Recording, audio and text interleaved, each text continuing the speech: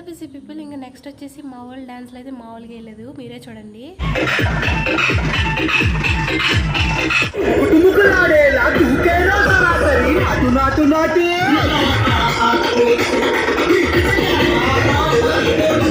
పిల్లలైతే అయిపోయారు, ఇప్పుడు పెద్దోళ్ళు చూడండి.